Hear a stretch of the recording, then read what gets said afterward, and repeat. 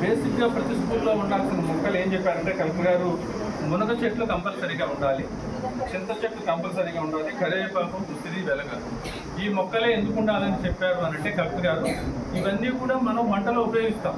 మీరు ఇక్కడ వంట చేసుకోవడానికి ఉపయోగపడుతుంది అనేది జిల్లా కలెక్టర్ గారు ఉద్దేశం. వారు వాడిన పదం ఈ మొక్కలుంటే నా పిల్లలు కనీసం సాంబార్లోకి వాటికైనా మంచిగా వస్తుంది అనేది. సార్ మీ దగ్గర హైజీనిక్గా మీరు పెడతా ఉండవచ్చు, కానీ ఇన్స్టిట్యూషనల్గా మన కలెక్టర్ గారు ఇంట్రెస్ట్ కాబట్టి మీరందరూ కూడా మునగ ప్లాంట్లు, చింత మీకున్న ప్లేస్లో వనరులను బట్టి కరివేపాకు వీటికైతే పెద్ద ఇబ్బంది ఉంటుంటున్నాను. అలాగే కొన్ని హోమియో ప్లాంట్స్ కూడా ఉన్నాయి, అంటే మెడికల్ ప్లాంట్స్, తులసి కావచ్చు, ఇన్సులిన్ ప్లాంట్, రణపాల, నేల ఉసిరి, తిరుపతిగ ఇలాంటివి కూడా మన అవకాశం ఉన్న వరకు పెంచమన్నారు. అలాగే కిచెన్ గార్డెన్ కూడా ప్రతి స్కూల్కి వచ్చినప్పుడు సార్ చూసే అవకాశం ఉంది. కాబట్టి మీ దగ్గర కిచెన్ గార్డెన్ అంటే చిన్న చిన్న కూరగాయల మొక్కలు, ప్లాంట్స్ పెంచితే మనకి కూడా పిల్లలకి వంట చేసే టైంలో యూజ్ అవుతాయి. కాబట్టి వాటన్నిటి మీద మిమ్మల్ని కాన్సన్ట్రేట్ చేయాలని కోరుతా ఉన్నాను.